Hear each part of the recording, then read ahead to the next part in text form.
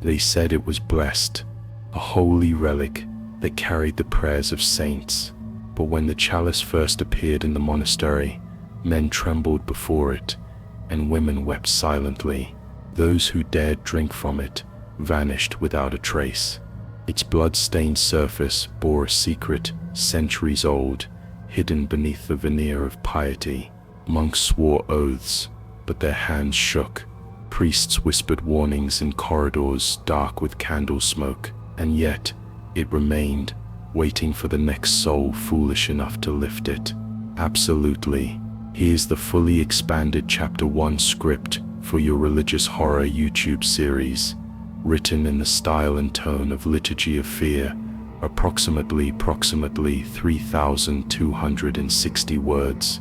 A thin mist clung to the ground, curling around the fractured stones of what remained of the old monastery. The morning light was muted, gray, struggling to push through the dense canopy of winter-bare trees. From above, the ruins seemed almost to breathe, ancient walls sagging, hollow windows staring blankly at the earth below. The camera might linger on a single stone, the edges worn smooth by centuries of wind and rain. A crack ran through it, faint but deliberate. Dust drifted from its surface when brushed by a hesitant hand. Scholars arrived with measured steps, their boots crunched against the rubble-strewn paths. Sound swallowed almost immediately by the hush of the forest. They were quiet men and women, accustomed to digging for knowledge rather than gold. Their eyes, sharp behind thick-rimmed glasses, scanned every crevice, every shadow. The lead archaeologist, Dr. Emil Hartmann, paused. His gloved fingers hovered over a section of earth that had shifted oddly, as if the soil itself were resisting inspection. "There's something here," he murmured, voice low, almost swallowed by the fog. They had been surveying the site for weeks, uncovering fragments of fresco, shards of pottery, twisted remnants of pews that had once held the faithful. But beneath a collapsed segment of the monastery's northern wing, they had stumbled upon something entirely unexpected. A stairway, hidden beneath layers of rubble, descending far deeper than any records suggested. Stone steps, slick with moisture, wound downward into darkness. The air grew colder with each step, heavier. Each breath felt drawn from lungs that had never been used in this part of the world before. But something wasn't right. The sound of dripping water echoed faintly from the walls. Occasionally, a small stone dislodged from the ceiling, clattering down to the steps, startling the team into abrupt silence. The air carried a scent both metallic and earthen, a copper tang that clung to the back of the throat. Hartmann signaled for the group to halt. They crowded together at the top of the descent, lamps casting narrow cones of light across walls that bore the weight of centuries. A fresco, partially intact, depicted a procession of monks, their faces solemn, eyes hollowed in a way that made the skin crawl. The group moved forward, each step felt heavier than the last, the atmosphere thick, as though the stone itself pressed against them. Shadows flickered and stretched. Occasionally, one of the researchers would glance over their shoulder, convinced that something had moved in the periphery. It took nearly an hour to reach the bottom, and then they entered a small chamber, barely large enough to hold 5 men shoulder to shoulder. The walls here were smoother, as if shaped by hand rather than time. The ceiling was low, forcing them to stoop. In the center rested a pedestal, draped in centuries of dust, and on it, a chalice. The gold rim caught the light from their lamps, and gleamed faintly. The rest was tarnished, darkened, but the stains along the cup's surface were what drew the eye. Brown, black, almost as if centuries had bled into the metal. No one could explain it. The staining was inconsistent, almost deliberate. It didn't follow gravity, didn't pool in the base. It was smeared, almost alive. Hartmann leaned closer, his breath fogged in the cold air. Fingers trembling, he reached out. He stopped short, as if pulled back by some unseen force. "Do you feel that?" he whispered. The others nodded, though none could articulate what exactly they felt. A weight, A pressure, not in the lungs, but in the mind. The room seemed to shrink, its stone walls creeping inward imperceptibly. Every heartbeat sounded loud, echoing in their own ears. And that's when he heard it. A faint scratching, like nails against stone, originating somewhere behind the pedestal. Hartman froze. The others listened. It stopped. Then it started again. Intermittent, deliberate. No one moved. The lamps trembled slightly in their hands. A drop of water fell from the ceiling, splashing on the stone floor. The sound was deafening. The chalice called attention like no other artifact they had ever encountered. Some among the group reached out, drawn by a combination of awe and professional curiosity. Others hesitated, stepping back, feeling a shiver crawl along the spine. A journal lay at the base of the pedestal, partially buried under dust and fragments of plaster. Its leather cover was brittle, the edges curled from moisture. Opening it revealed scrawled handwriting, cramped and uneven, detailing the lives of monks long dead. But the language was odd, twisted Latin, fragments of prayer twisted into phrases that didn't make sense. Hartman read aloud. They kept the cup hidden, sacred, dangerous, not to be used outside the chapel. But the document gave no explanation of why it was dangerous, or to whom. One of the younger researchers, Anna Kovac, leaned closer to inspect the chalice. Her breath brushed its rim. The metallic scent intensified, and then she recoiled. The stains seemed to shift, ever so slightly. In the corner of her vision, a pattern emerged that vanished when looked at directly. She swallowed hard. "I don't like this," she whispered. But Hartman, ever the rationalist, pressed onward. He carefully lifted the chalice from the pedestal. It was heavier than expected, yet fragile at the same time. The metal seemed to resist, cold to the touch, as though it remembered every hand that had once held it. The team documented every angle, photographs, measurements, sketches. Nothing could prepare them for the sensation that began to spread through the room. A subtle vibration, like the pulse of something dormant, something patient. And still, the scratching returned. This time, the sound emanated from the walls themselves, faint, scraping, deliberate. No pattern, no rhythm, but enough to make them flinch. They looked at each other, eyes wide, faces pale. Even the seasoned Hartman seemed unsettled. The air grew thicker, harder to inhale. The weight of centuries pressed on them. The chalice, once lifted, seemed to hum faintly, a resonance that tugged at the corners of thought, at the very edge of sanity. It became clear they were not alone, not in the sense of another human being, but in the sense of a presence. The room held memory. It retained echoes, every whispered prayer, every sigh of devotion, every act of fear and guilt from generations past, trapped in stone and metal. And the chalice absorbed it all.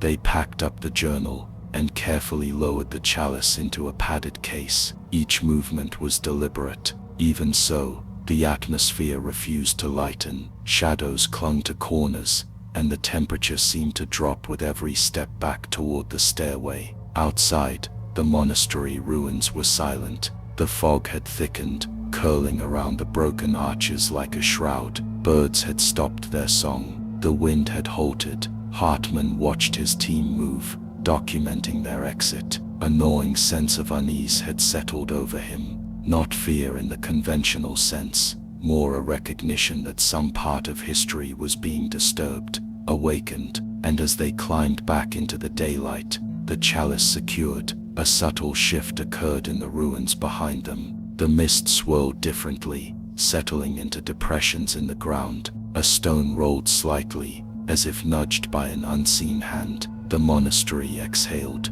or perhaps it was warning. Hartman glanced back, heart quickening, but saw nothing. Only the ruins, empty, silent. Only the fog, only the weight of centuries pressing down on the world like an unspoken command. Inside the padded case, the chalice lay inert, gold rim dulled by age. The stains were just stains, or so they told themselves. And yet every scholar who looked at it later reported a sensation they could not name, a subtle pressure behind the eyes, a tug at the corners of thought, a sense that some small piece of their mind had remained in that chamber, beneath the monastery ruins, beside a chalice that had been waiting, unseen, for centuries. No one spoke of it at first. Words seemed inadequate. The discovery would eventually make headlines, but the language of horror cannot be captured in newsprint. It is felt, quietly, in the chest and the mind, long after the article has been read. Weeks passed. The chalice was transported to the university archives, placed in a climate-controlled room. Security cameras, motion detectors, and temperature sensors surrounded it. Yet those who entered the room reported strange impressions. Some swore the air felt thicker. Others noticed the stains on the rim, dark and unchanging, seemed to grow just slightly when viewed from the corner of an eye. Hartmann returned once, alone, late at night. The archive was silent. The hum of fluorescent lights filled the room. He approached the chalice. His reflection shimmered in its polished metal, distorted. He raised his hand, hovering over it. A shiver ran down his spine, and then he felt it, a faint vibration, almost imperceptible, pulsing through the metal into his fingertips. Not sound, not motion, something else, something waiting. He stepped back. The hum subsided. The chalice lay quiet, but Hartmann knew it would not remain so. It had been buried for centuries, waiting, hidden, patient, and now it had been unearthed. And for the first time, he understood that some discoveries are not meant to be found. Some objects are not relics of faith. They are reminders of what happens when devotion, secrecy, and history intertwine. And sometimes, the weight of that history does not remain buried. Hartmann left the archive that night, with a single thought repeating in his mind. The chapel beneath the monastery had not been forgotten for lack of memory. It had been forgotten because memory, once disturbed, could kill. And in the silence that followed, he could almost hear the faintest scratching again. A pale light filtered through the high arched windows of the abandoned chapel, dust motes drifting lazily in the shafts. The camera might linger on the worn stone floor, fractured tiles darkened by centuries of neglect. Every corner held shadow, every pew whispered memory. Outside, the wind stirred the skeletal trees of the monastery grounds. The sound was faint, barely audible, like a distant sigh. Inside, the air was thick, heavy. A presence seemed to cling to every surface, pressing in just beyond the edge of awareness. Emil Hartmann returned with a small team, journals in hand. The monks' writings had been uncovered among the ruins, tattered, brittle, ink faded to the color of old blood.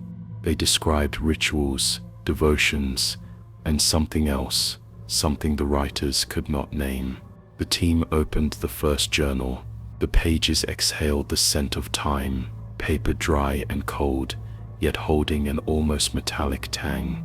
Each line was written in the deliberate hand of someone accustomed to silence, to devotion, to watching. Voices, Hartmann read aloud.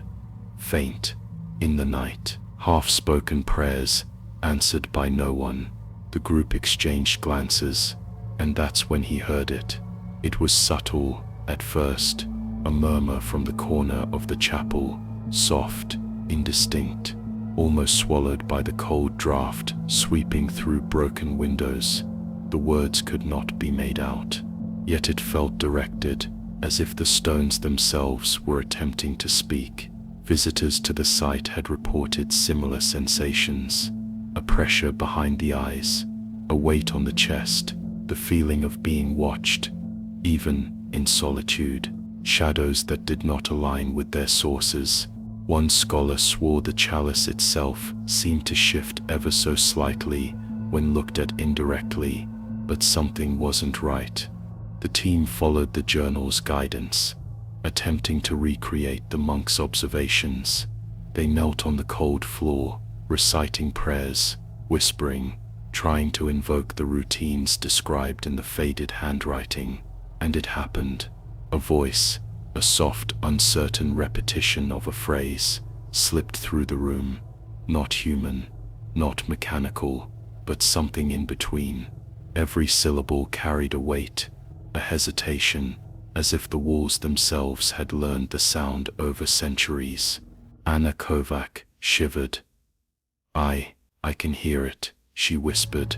The voice stopped when anyone turned toward it.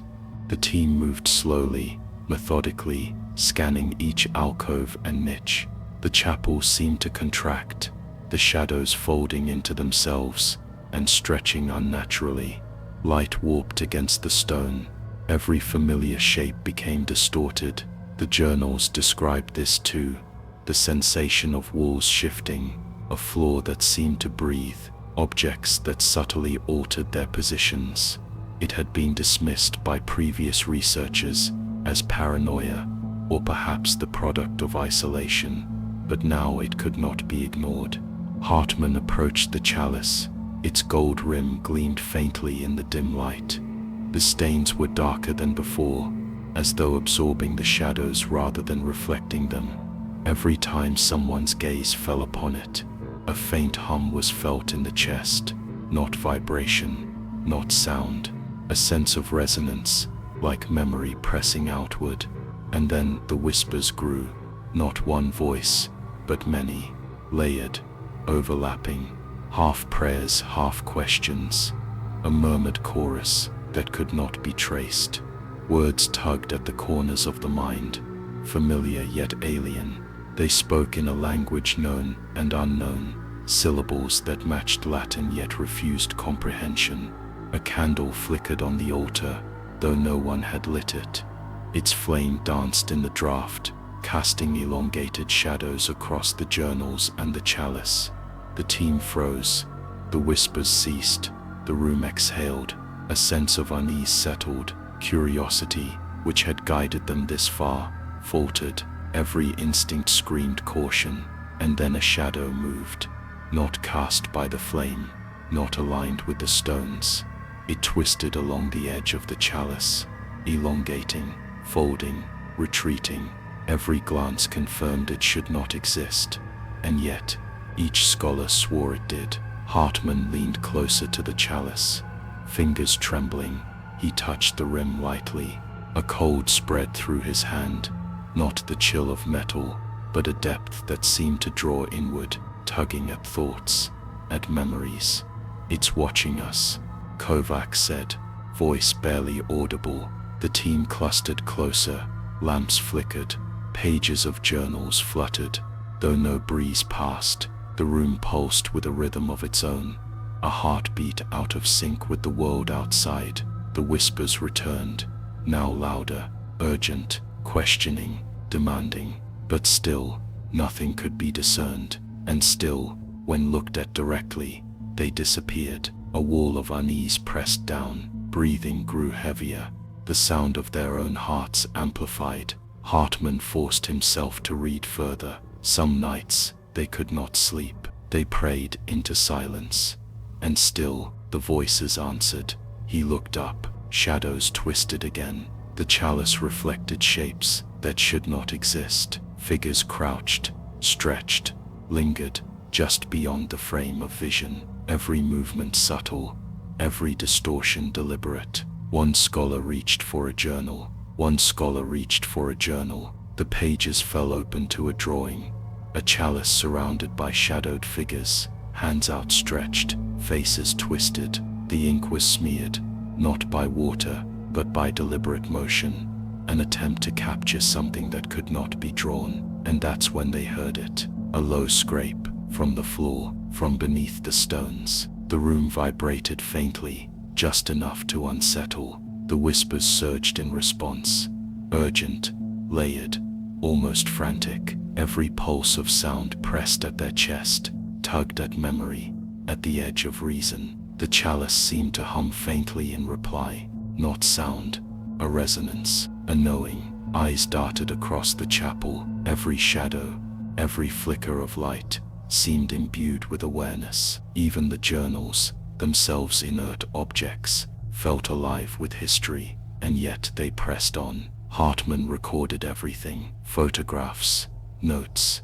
sketches. Each image seemed slightly off, the shadows warped, elongating unnaturally. When reviewed later, the chalice appeared in multiple positions within the same frame, though no one had moved it. The team experimented further. Prayers were recited, candles placed in corners, lamps arranged in precise arcs. Still, the whispers followed, curling around their ears, almost readable if listened to obliquely. Anna's hand brushed against the chalice again. A sensation climbed her arm, not pain, not warmth, a tug, a memory that was not hers, something centuries old, refusing sleep. A sudden shift, the journals fell from her grasp, pages splayed open, the words shimmered faintly in the dim light. She stepped back, nearly tripping over the pews. The whispers paused, the room exhaled silence, and then the shadows moved, not random, not accidental. They twisted toward the chalice, crawled along the walls, converged, not entirely unseen, but impossible to track. The room itself seemed to bend, to fold inward, focused on the gold-rimmed vessel at the center. Hartmann reached for it again, a trembling, a resistance. The chalice was no longer inert. It held weight beyond matter, beyond explanation, and still, the whispers murmured, layers of voice, of memory, of fear, of devotion, each phrase pressing against understanding, bending perception. The team froze. It was no longer curiosity, not unease, not suspicion. It had become something more primal, recognition of the incomprehensible. Hartmann backed away. The chalice remained, humming faintly, drawing. The journals had predicted this. The monk's notes, half legible, warned of nights when shadows spoke, nights when the air itself seemed aware, nights when the chalice answered. And now it was happening. The chapel seemed to breathe, slowly, deliberately. The walls shifted almost imperceptibly.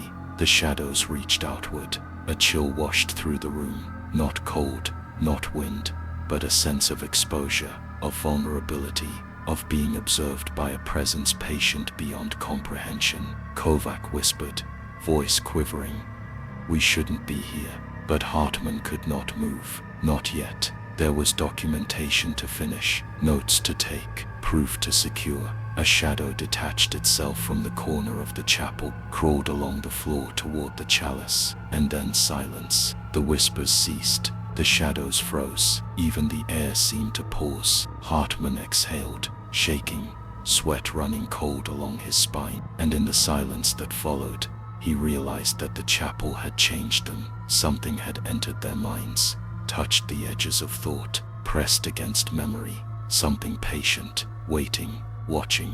The chalice remained, gold rim gleaming faintly, stains dark and deliberate. And for the first time, every scholar understood the warning. The whispers would not leave, the shadows would not relent. The chapel itself remembered, and they were no longer merely observers. A thin shaft of morning light slanted through the shattered windows of the monastery ruins. Dust motes floated in the air, caught in its trajectory. The camera might linger on the stone floor, cracked and uneven, worn by centuries of footsteps, now long gone. Silence pressed against every wall, thick as fog. The chalice sat on a simple pedestal, wrapped carefully in linen. Its gold rim caught the light, faintly gleaming, despite the caked, darkened stains that seemed to pulse under scrutiny. Scholars had handled it, documented it, measured it, yet it remained alien, resistant, heavy, with history no one could name. Among them was a novice,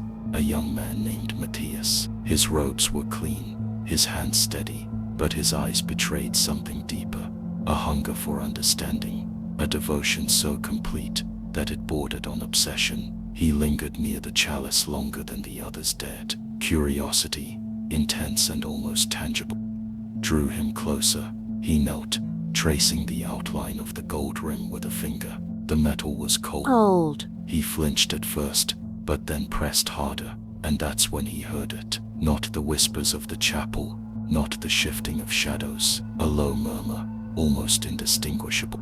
Rising from the chalice itself, a cadence, deliberate, almost a voice, but something wasn't right. He withdrew his hand, sweat prickling along his temple. The air thickened, as though the room itself inhaled in anticipation. Matthias hesitated. The other scholar stepped back, sensing the shift but unable to articulate it. His gaze returned to the chalice. It seemed to respond, subtly, minutely, but undeniably. The stains along the rim deepened in color, darkening to an almost viscous shade, driven by a mixture of reverence and compulsion. Matthias lifted the chalice. The weight was unfamiliar. He could feel it pulp, as though it contained more than liquid. He drank. The taste was metallic, bitter, yet faintly sweet, like iron laced with old honey. It clung to his throat, burned his chest, and yet he could not stop. Every instinct told him to resist. Every rational thought screamed for retreat. And then the visions began. They were sudden, fevered, inescapable. He saw angels, their wings torn and bleeding, weeping across skies blackened by ash. Their prayers fell unanswered, dissipating into the wind. Demons knelt in silent devotion, their faces inscrutable, their mouths whispering secrets he could almost understand but never fully grasp. Biblical punishments unfolded in grotesque clarity. Cities burned, waters boiled, plagues consumed, yet the suffering was meticulous, deliberate, not divine wrath, not chance, observation, study, recording. He fell to his knees, sweat slicked his brow, hands trembled. Chalice wavered in his grasp, still brimming. The visions pressed closer, saturating the room, his mind, the stones beneath him, and that's when he heard it again. A voice, not his own, whispering truths, too precise, too horrifying to be ignored. Words that described sins and failures he had never committed, knowledge of the unseen, insight into the boundaries between devotion and corruption. He staggered, collapsed.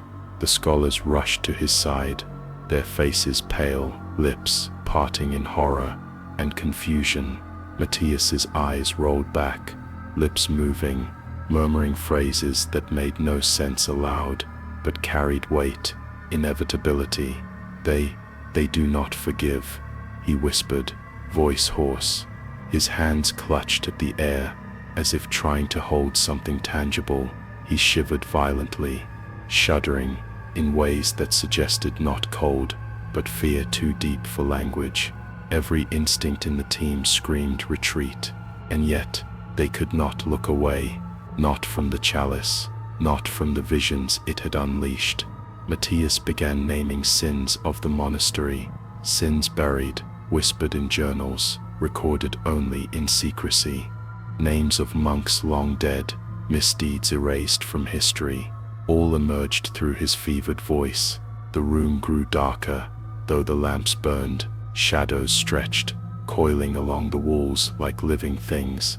Every flicker of light seemed to bend toward the chalice, drawn by its weight, its knowledge, its memory. He spoke of angels weeping over acts of devotion turned to cruelty, of demons praying for mercy, of prayers that twisted into commands. His words did not shock in their literal meaning, but in the certainty with which he spoke. And then he screamed, not a cry of pain, but of recognition, of understanding, of something irreversible. The chalice slipped from his hands. It hit the stone floor with a muted clang. Dust rose, shadows recoiled, the whispers ceased. Matthias lay prone, trembling. His eyes darted, seeing fragments of the visions flicker in the corners of the room. He whispered continuously, names, dates, events, truths no one wanted to hear. Dr. Hartmann knelt beside him, pressing a hand to his shoulder. Matthias, steady now, but the novice could not be calmed. He writhed, murmuring prophecies and observations, visions unfolding in his mind too vast to contain. Each breath seemed borrowed from a world only he could perceive. Anna Kovac tore a journal from her satchel. She read aloud passages in Latin, hoping to anchor him. But each word seemed to resonate differently in the chapel, intensifying his reactions. The shadows shifted again, dark, elongated. They twisted toward the chalice, as if drawn by the energy Matthias had unleashed. The room felt alive, aware, pressing inward, and that's when he heard it. Kovac whispered, voice trembling, a scraping sound, subtle yet insistent. The walls themselves seemed to move. Stone shifted underfoot. The chalice remained in the center, glowing faintly, a repository of memory, sin, and revelation. Matthias's murmurings grew, incoherent, names of angels and demons intertwined, locations of forgotten monasteries, hidden relics, forbidden texts, truths that could not be contained. He convulsed, then lay still, eyes half open, seeing something beyond the chapel, breath ragged, body trembling. The team stepped back. Fear had replaced curiosity. Rationality had dissolved into helpless observation. The chalice remained untouched, yet it had changed everything. For hours Matthias could not speak coherently.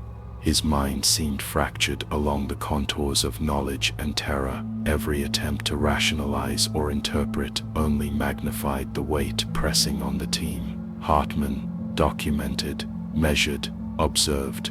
He noted the shifting shadows, the faint hum of the chalice, the subtle distortion of space around it.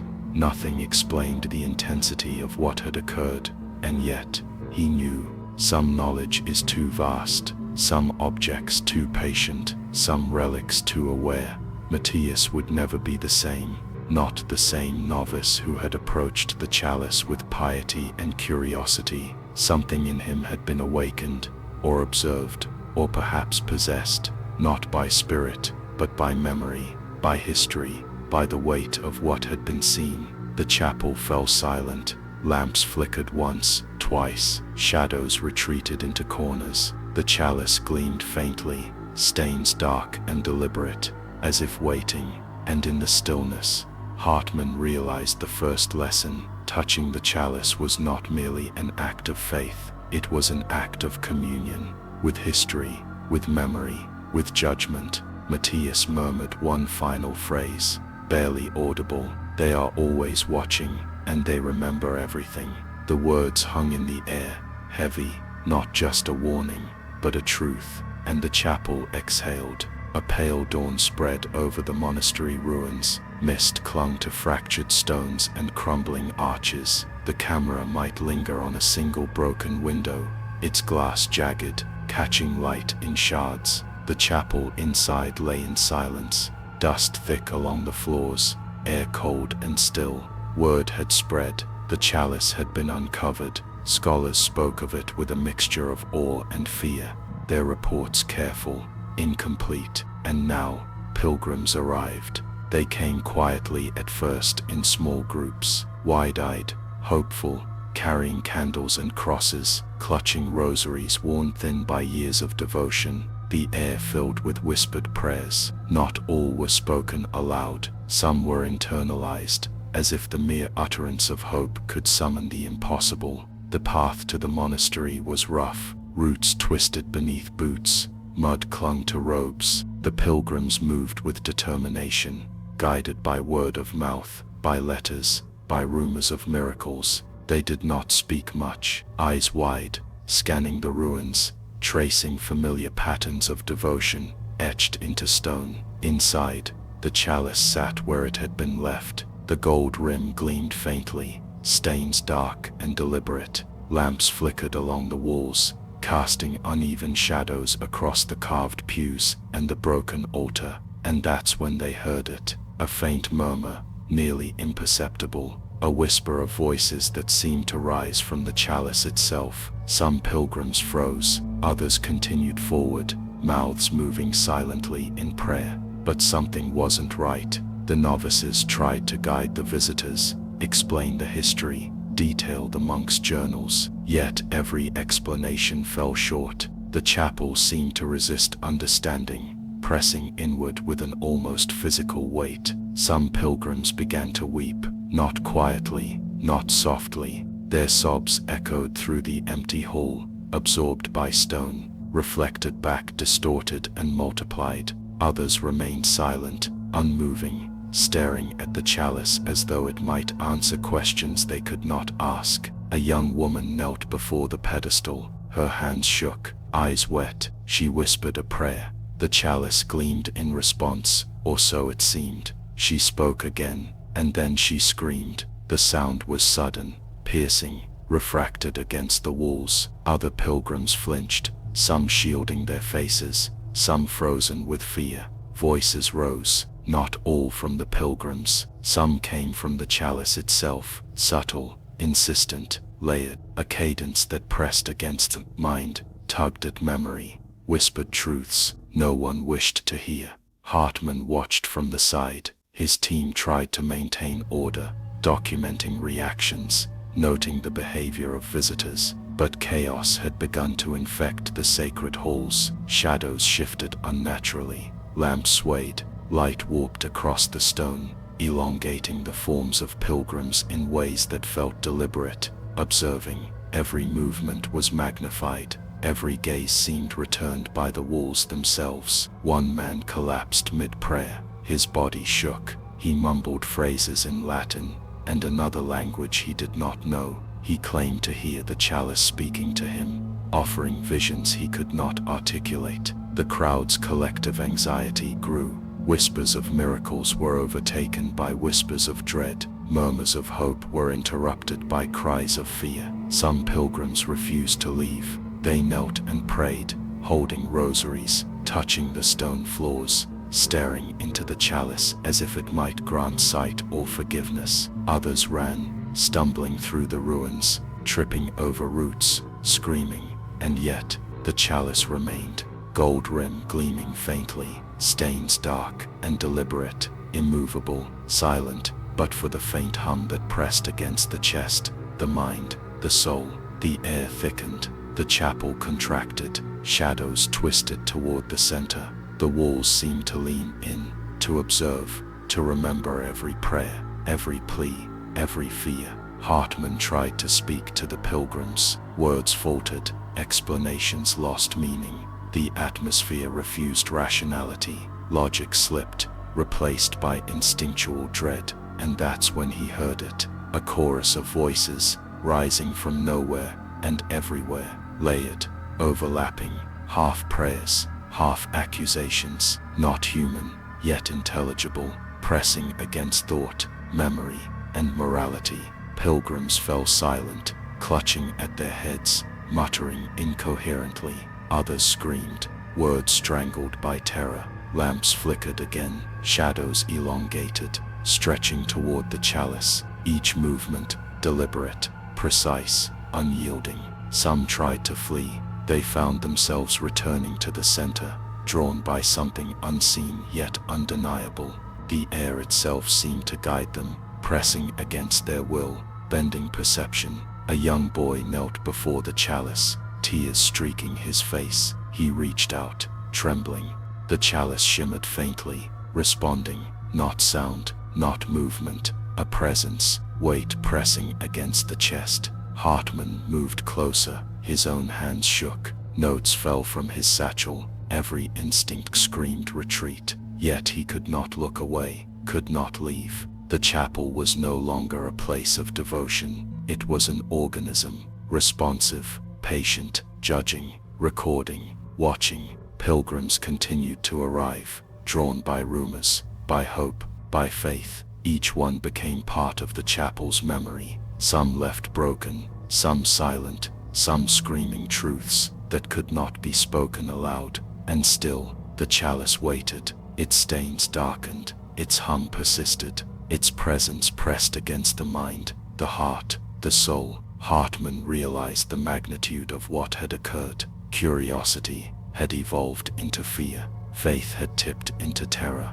What began as hope had collapsed under the weight of understanding, and the pilgrims, once seekers of miracles, were no longer observers. They had become participants in the chalice's memory, witnesses to truths they could not name, trapped in the slow, deliberate awareness of stone, shadow, and metal. The air thickened further. The shadows stretched, whispers layered atop one another. Every heartbeat in the chapel matched the resonance of the chalice, and in that still, suffocating silence, one thought became clear. No one would leave unchanged. The chapel exhaled. A fog clung to the monastery ruins as dawn broke, thin light filtering through broken arches. The camera might linger on the stone walls, their surfaces mottled, every crack and crevice filled with centuries of dust. The chapel lay silent, yet alive with history.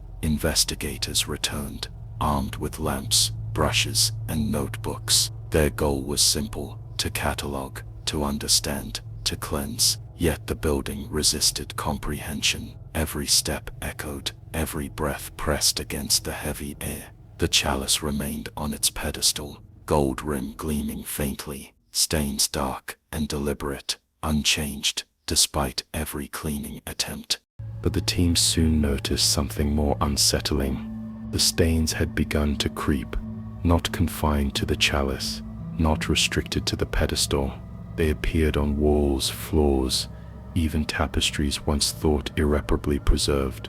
Dark streaks, almost alive in their irregularity, patterns that shifted if looked at directly. Hartman examined the first stretch. His gloved fingers hovered, careful not to touch. The stain resisted analysis. Every chemical, every cleaning agent failed. The darkness remained. And that's when he heard it. A faint scraping from the walls, from beneath the plaster, whispering, not language, not words, but something recognizably deliberate, something that pressed against thought and memory. But something wasn't right. The air grew colder. The monastery seemed to inhale with every step. Shadows stretched unnaturally, coiling along corners, flickering in lamps' faint glow. Each stain pulsed subtly, as if breathing in time with the walls themselves. Investigators moved cautiously. They documented, they photographed. Yet every surface they observed resisted stillness. Every inch seemed to shift under their gaze. Anna Kovac traced the edge of a stained tapestry, fingers trembling. The darkened threads seemed to writhe slightly, their patterns not fixed, but shifting in the periphery. She stepped back, eyes wide. They spread, she whispered. Other members of the team nodded, unease mounting. Every wall seemed to bear witness. Every floorboard carried memory. Even the ceilings above, cracked and sagging, seemed to press downward, containing the weight of centuries. The stains became more pronounced at night. Investigators returned after sunset, lamps and candles casting narrow cones of light across stone and fabric. Shadows lengthened, shapes twisted. The stains spread further, blotting patterns into surfaces that had once been pristine. Pilgrims who had visited spoke of murmurs echoing in corridors, faint prayers that were never spoken aloud, the sensation of being watched. Many refused to enter after dark, but curiosity and duty compelled the investigators onward. They examined floors where stains had seeped into the seams, carpets darkened despite cleaning, walls polished yet resistant. The chalice's residue seemed to have memory. It was patient, persistent. And then the whispers returned, soft at first, almost imperceptible, a scrape along stone, a breath against the nape of the neck.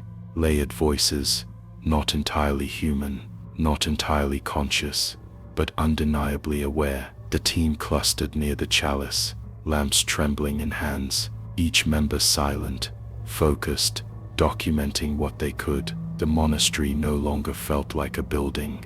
It felt like a tomb. Every corridor echoed with subtle movement. Dust shifted, stone shifted, shadows coiled, and the stains stretched, darkening, forming faint patterns, faces that seemed to emerge and vanish when viewed directly. Matthias had returned, still weak from previous visions. He stepped cautiously, observing the creeping stains. Sweat clung to his brow. He murmured, almost to himself, recounting truths glimpsed in the chalice's presence. "They remember," he whispered. Hartman noted the phrase in his journal. He tried to rationalize, to ground his observations, yet the monastery refused. The environment bent perception, the reality blurred at edges. Candle flickered across a tapestry. The stains had begun to form shapes, twisted angels, kneeling demons, forms impossible to reconcile with the mind's expectations. Every attempt to describe them fell short. The brain could not hold the image for more than a moment before it dissolved, and that's when he heard it, a scraping, a shift almost deliberate, from beneath the walls, somewhere the eye could not see. Every floorboard vibrated subtly. Dust swirled though there was no breeze. The presence was patient, waiting, observing. Pilgrims arrived again. Some hoped for miracles, some fled. Those who remained whispered to themselves, murmuring prayers, clutching rosaries, eyes wide. The monastery had become a crucible. Faith, fear, and observation pressed together until distinctions blurred. Investigators tried to clean the stains, brushes, cloths, chemicals. Nothing worked. Each attempt seemed to provoke the darkness further, as though the monastery itself resented interference. Shadows twisted toward the chalice, then recoiled. The air vibrated faintly. Every heartbeat of the observers matched the rhythm of something in the stones. Anna collapsed near a wall. Her hands clutched her head. Words from the journals repeated in her mind, overlapping with whispers from the monastery. Patterns formed in the stains. Faces, eyes, hands reaching outward. Hartman moved to help her. The stains near his fingers pulsed subtly, responding to his proximity. He stepped back, lamp trembled in hand. The monastery was no longer merely a building. It was an organism, alive with memory. Every surface a record, every shadow an observer, every sound a whisper of history pressing against the present. And in the silent watches of night, the investigators realized something horrifying. The monastery would not allow them to leave untouched. Every wall, every floor, every tapestry whispered truths, secrets, memories, observations too vast to contain. And in the stillness, Hartman recorded one thought in his journal, trembling. Some stains are not meant to be cleaned. Some knowledge is not meant to be touched. The monastery exhaled. A thin fog hung over the monastery ruins, lingering in the arches and fractured walls, as if reluctant to dissipate. Dawn was pale, filtered, fragile, the light brushing across stones eroded by centuries. The camera might linger on a single chipped column, the stone etched with patterns worn smooth by time and devotion. Dust clung to the edges of the floor, shifting faintly under the weight of invisible air currents. Silence pressed in from every direction, thick and unyielding, as if the chapel itself held its breath. Dr. Friedrich Albrecht arrived at the site quietly, satchel over one shoulder, notebook in hand, eyes scanning. He was known for precision, for methodical documentation, for patience. He had studied relics, manuscripts, and long-forgotten shrines. But this chapel was different. There was a weight here that logic could not pass. Shadows pulled at impossible angles, light bent along the stone, as though drawn by some subtle gravity. The air itself felt resistant, pushing against each breath, pressing into lungs like cold water. The chalice awaited at the center of the ruined altar, gold rim catching the faint light of the lamps, stains dark and deliberate. Cleaning attempts, chemical tests, observation, all had failed. The chalice remained impervious, immovable, and unyielding. Albrecht approached slowly, careful not to disturb what seemed to breathe along with him. Hours passed, days, the boundaries between them blurred. Albrecht sketched meticulously, annotating observations, mapping every curve, every smear, every shadow cast across its surface. His handwriting was careful, exact, precise, but even in his obsessive cataloging, he sensed the chalice resisting him. Each observation felt recorded by something other than his own eyes, something patient, deliberate, and that's when he heard it. A faint murmur, almost imperceptible, vibrating along the stone, not human, not mechanical, a cadence, insistent, curling into the mind, rather than the ear. He froze, adjusted his stance. Nothing visible shifted, yet the sound persisted, pressing at the edges of comprehension, tugging at memory he had not accessed in years. But something wasn't right.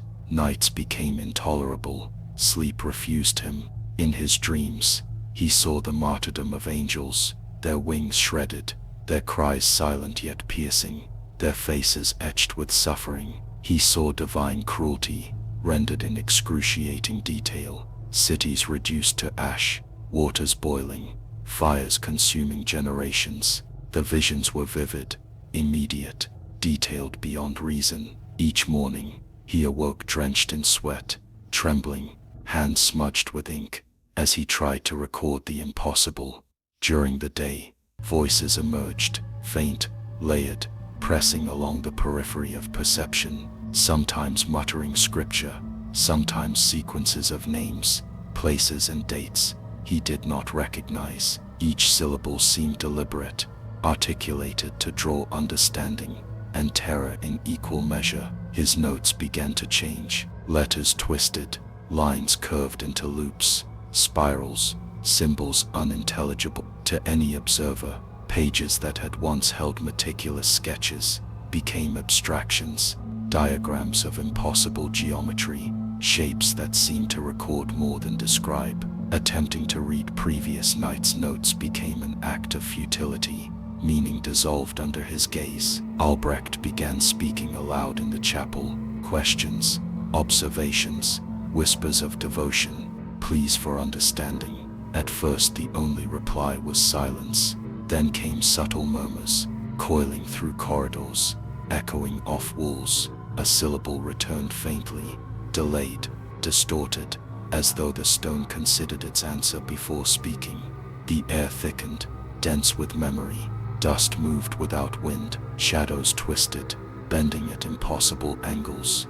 The chalice gleamed faintly, its stains darkened, deliberate and unnerving in their persistence. Every step, every breath, every heartbeat seemed aligned with its presence, and that's when he heard it again.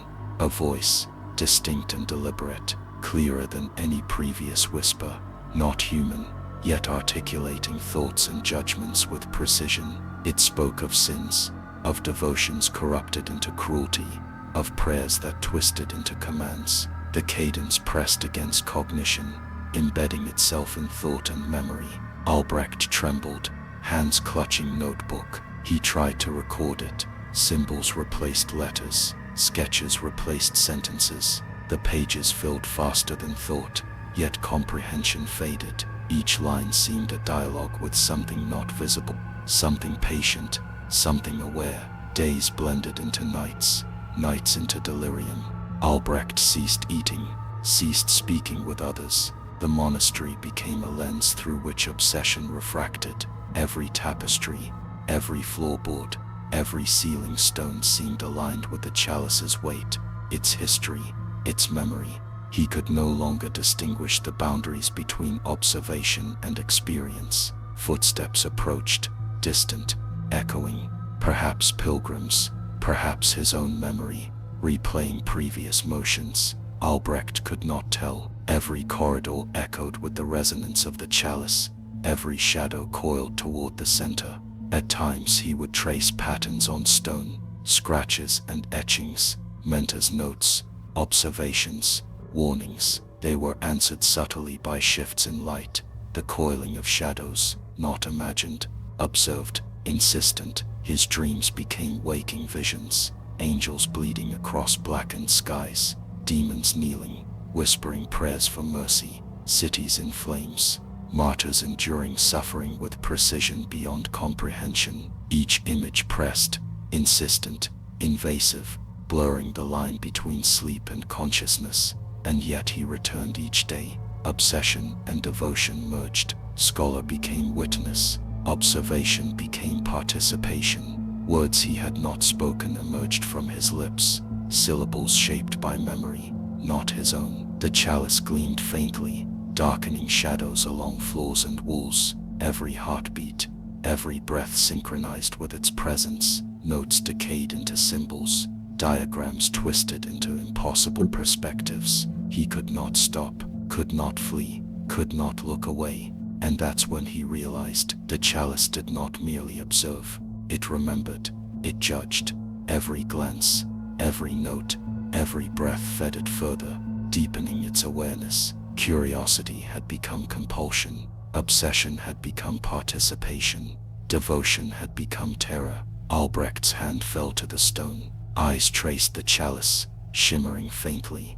Notebook lay open, pages curling with unintelligible symbols. Breath shallow, heart racing. The monastery exhaled. Shadows coiled, stretching toward the chalice.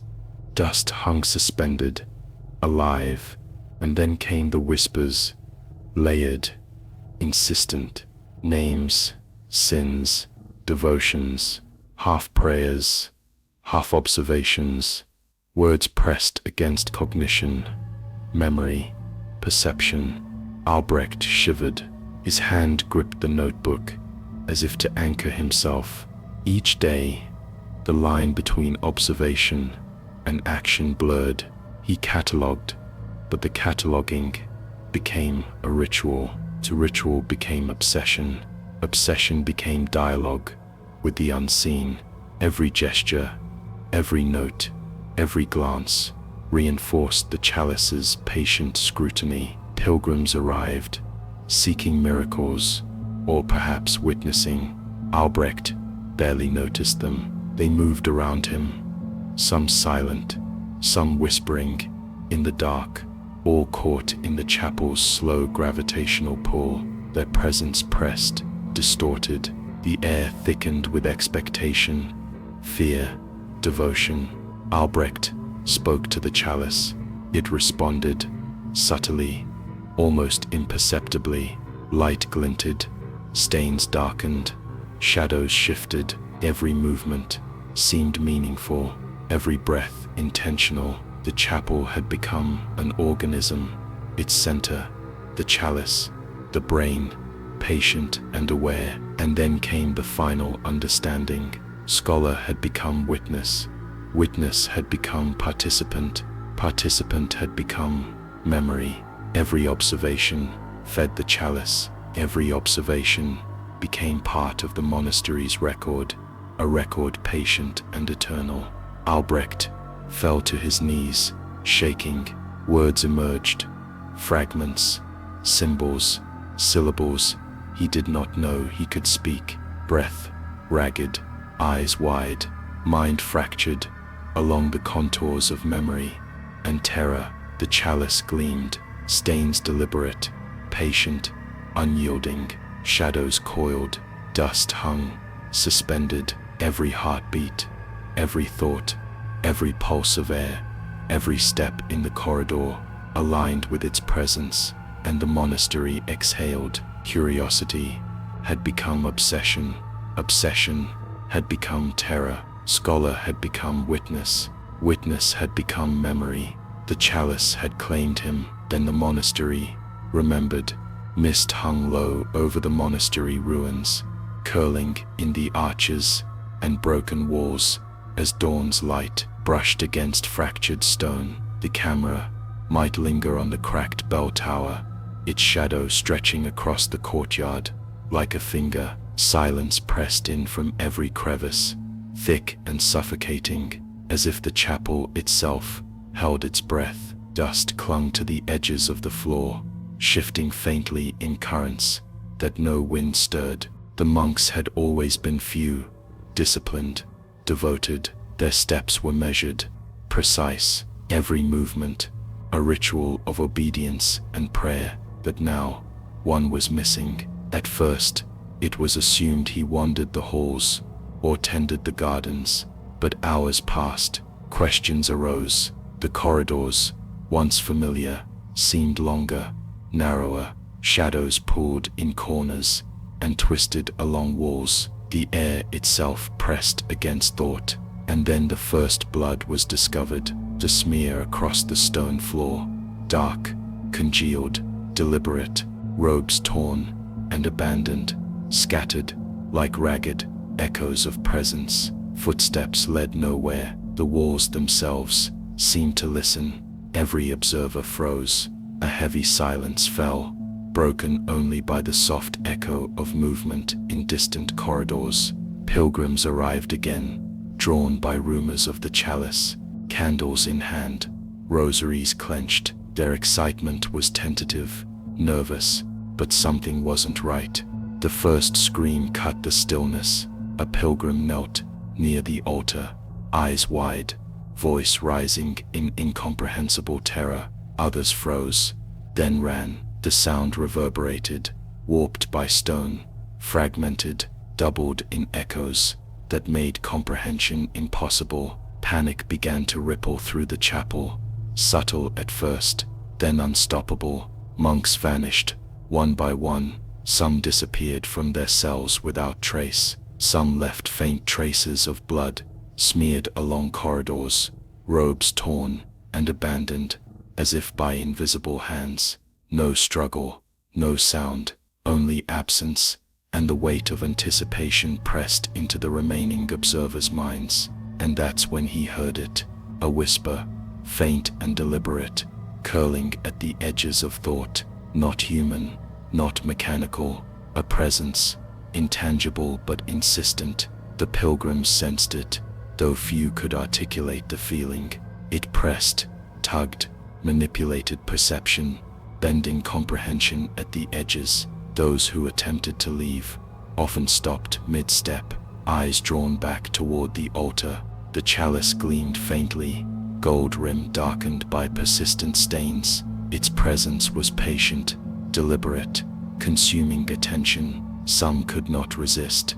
Some returned to kneel, pressing foreheads to stone floors, clutching rosaries, whispering prayers. Others ran blindly, tripping over debris, screaming, or falling to their knees in terror. Shadows shifted unnaturally along walls, folding and coiling in corners. Dust swirled in suspended currents, responding to movement that no one could see. The monastery became an organism, breathing around its inhabitants.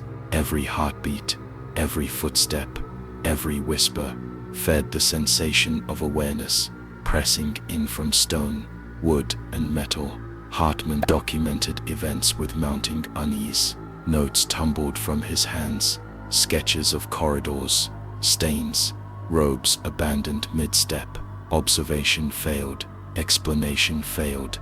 The monastery resisted comprehension. The chalice remained at the center, its stains, dark and deliberate, each pulse of attention feeding it further. Voices multiplied, layered and insistent. Pilgrims whispered of prayer, half-spoken by unseen lips, of words forming and fading at the edge of perception. Shadows twisted toward the chalice, recoiled, then returned. The walls themselves seemed to lean inward, observing, recording, alive with memory.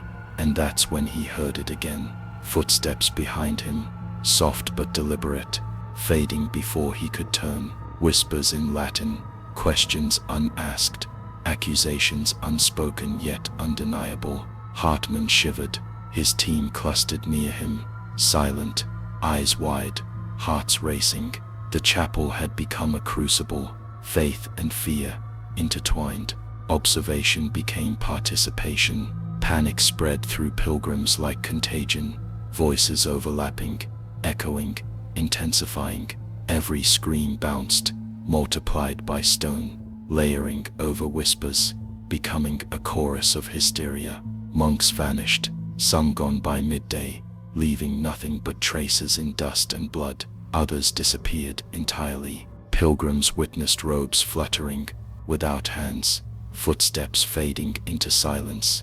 Every disappearance thickened the air, pressing against reason and memory. Pilgrims tried to escape, Some succeeded, fleeing down the courtyard, over stones and roots. Some stopped mid-step, drawn backward by the chalice's imperceptible pull. Their eyes remained fixed on the altar. They murmured prayers they had not known. Their breaths came in gasps. Some collapsed, muttering incoherently. The remaining monks moved silently, pale and anxious, glancing at shadows that twisted unnaturally along walls. Their whispers grew hurried, fragmented, prayers muttered under breath, half exhortation, half warning. Every corridor seemed narrower, every ceiling heavier, every wall closer than memory suggested. Blood appeared in new places. Floors where none had walked darkened. Corridors became streaked in lines that suggested presence and movement that could not be traced. Robes abandoned, torn, fluttered in currents of unseen air. Shadows pulled and stretched, recoiling only to return in impossible configurations.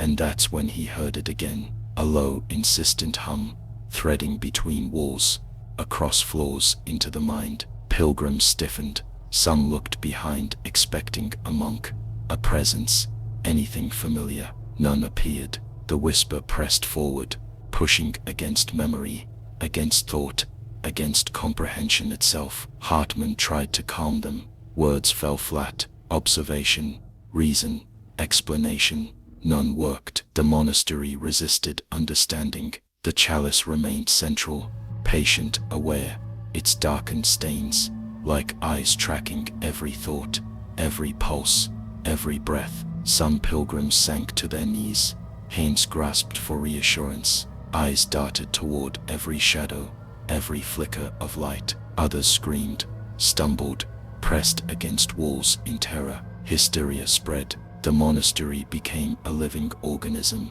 patient, aware, insistent. The chalice gleamed faintly at the altar. Shadows coiled toward it, then recoiled. Stains darkened imperceptibly. Every breath, every heartbeat, every step fed it. Every act of fear, devotion, and attention reinforced its presence. Pilgrims whispered, murmurs overlapped, half prayers, half observations. Some attempted to leave, but the pull was too strong. The building itself seemed to bend them inward. Curiosity had become obsession. Obsession had become terror. And then silence fell, not empty, thick, waiting, suspended. Shadows coiled, dust hung motionless, yet alive. Pilgrims clutched each other. Heartbeats echoed against stone. The monastery exhaled around them. And in that stillness, Hartman understood. Faith had become fear. Obedience had become hysteria. Curiosity had become compulsion. The monks were gone, and the chalice waited. Dawn crept over the monastery ruins,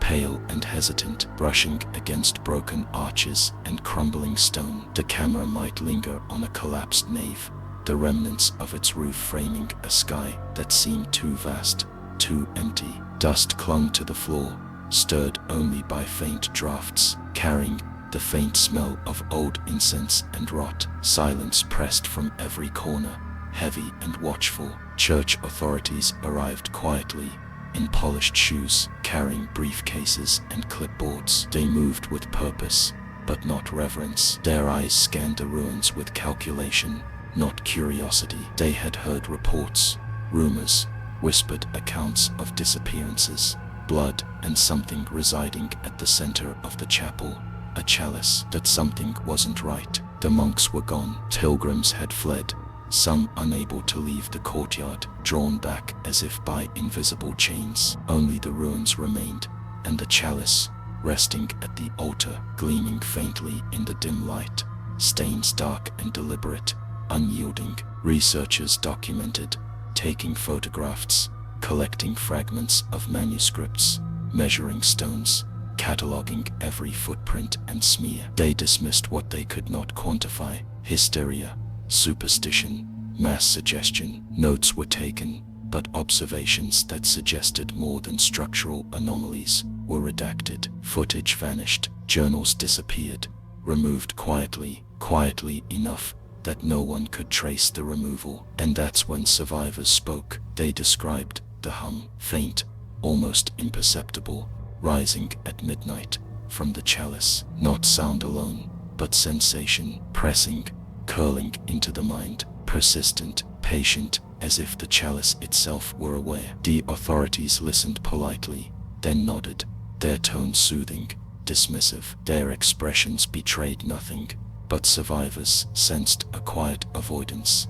a refusal to acknowledge weight beyond reason. But the reports persisted. Pilgrims described corridors lengthening, walls narrowing, shadows that shifted unnaturally. Some said the chalice watched, others claimed it whispered, half prayers, half observations, and names of the vanished. Every observation recorded seemed to feed an unseen awareness. And that's when he heard it, a faint hum in the ruins, barely audible, not wind, not echo, something else, a vibration, subtle, pressing against thought. Survivors reported waking in the night, drawn by the sensation to kneel before the chalice, even when alone. Eyes traced its stains, breath slowed, hearts raced. Each night it returned, as if alive. Church officials dismissed it. Hysteria, sleep deprivation, collective imagination. Their reports emphasized structural collapse, environmental factors,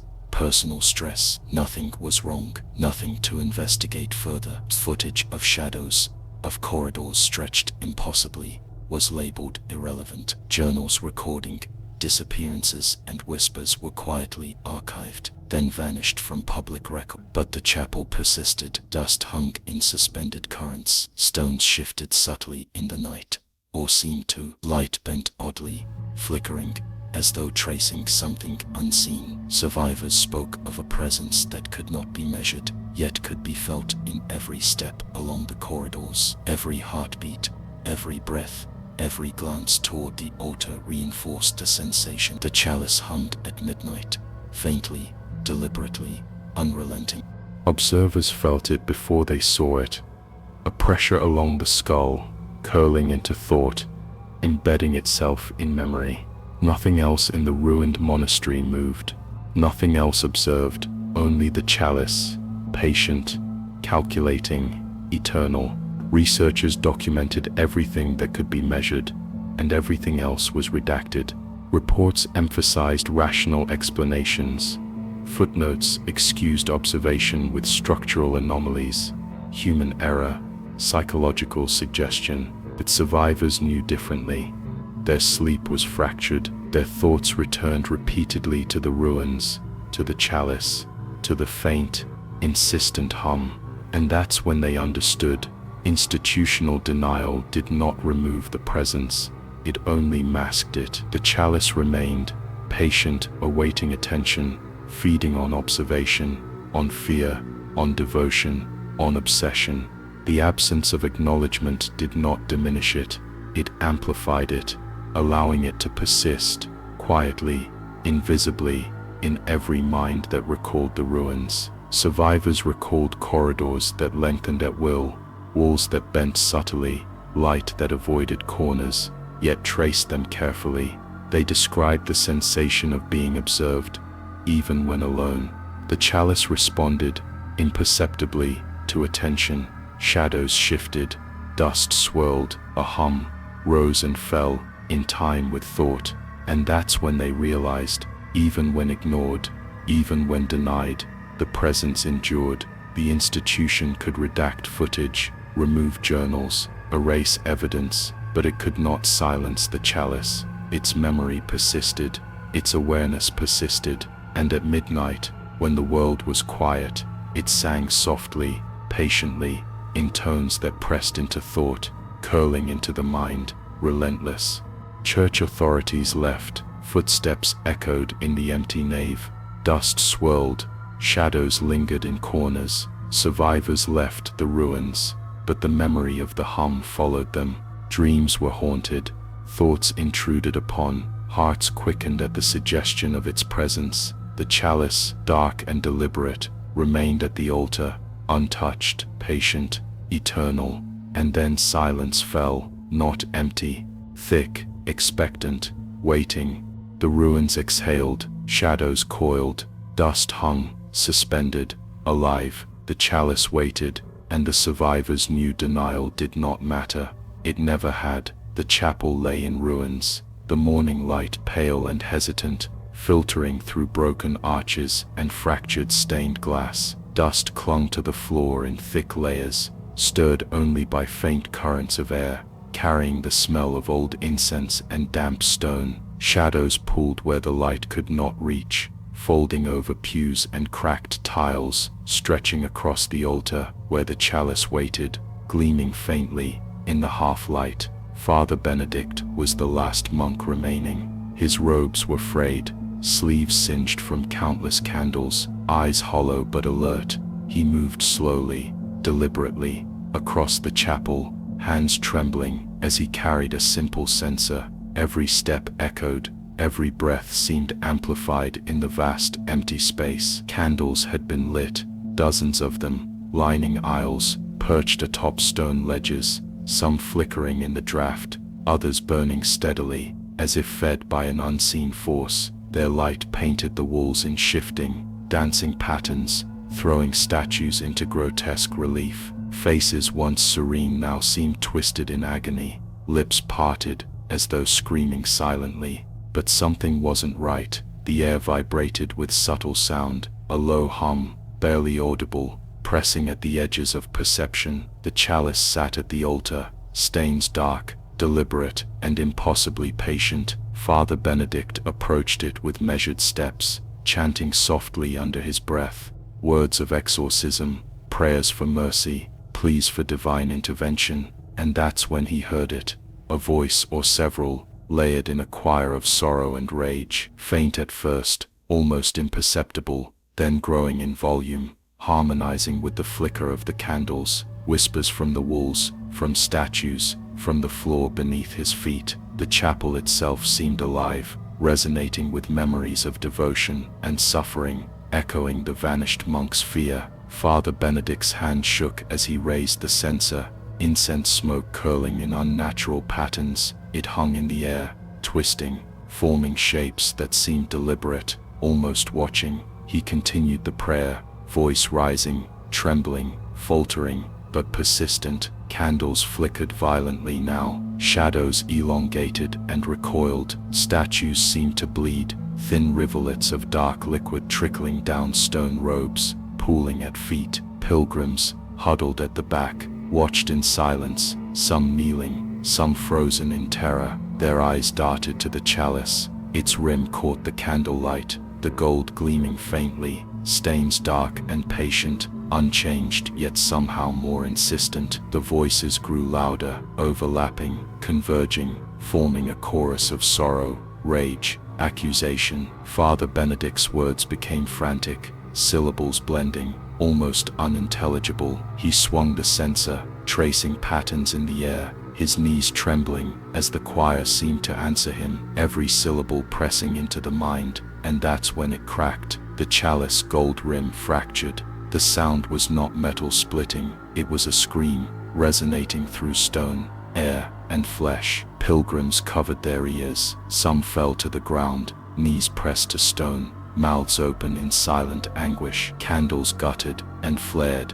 shadows leapt, statues shivered as though the building itself had inhaled sharply. Father Benedict collapsed to his knees, gripping the chalice, chanting still, tears streaking his dirtied face. The scream lingered, reverberating in the corridors, curling into the minds of all who witnessed it. Each person felt it differently: panic, sorrow, anger, guilt. Some felt all at once, some could only tremble. The air grew heavier, pressing on lungs and hearts. Dust swirled in suspended currents. The chapel seemed to shrink, walls leaning inward. Candles flickered erratically, some extinguishing, some burning with unnatural steadiness. Every surface reflected movement that could not be traced. Every shadow shifted as though alive. Father Benedict's chants faltered. The words were swallowed by the overwhelming resonance. He tried again, voice rising, almost cracking, hands shaking violently. The chalice cracked but present, pulsed subtly, not light, not sound, but a vibration that pressed into perception. The choir of whispers continued, faint yet insistent, filling the mind rather than the ear. Pilgrims whispered prayers of their own, some muttering apologies, some begging for mercy, some attempting to flee but unable to move, drawn forward, drawn into the altar's gravity. Their breaths came in shallow gasps, hearts hammering in rhythm with the resonance, and that's when he saw it. The statues leaned imperceptibly at first, until their faces fully twisted toward him, mouths open in silent cries. Hands reached outward, stone fingers curling, as if begging, warning, accusing. Shadows pooled, coiled, and then drew back, leaving emptiness that pressed more heavily than before. Father Benedict rose, trembling, chanting louder, incense swinging wildly. The chalice's crack seemed to pulse with sound, the scream lingering in echoes that could not dissipate. The walls themselves seemed to hum in response,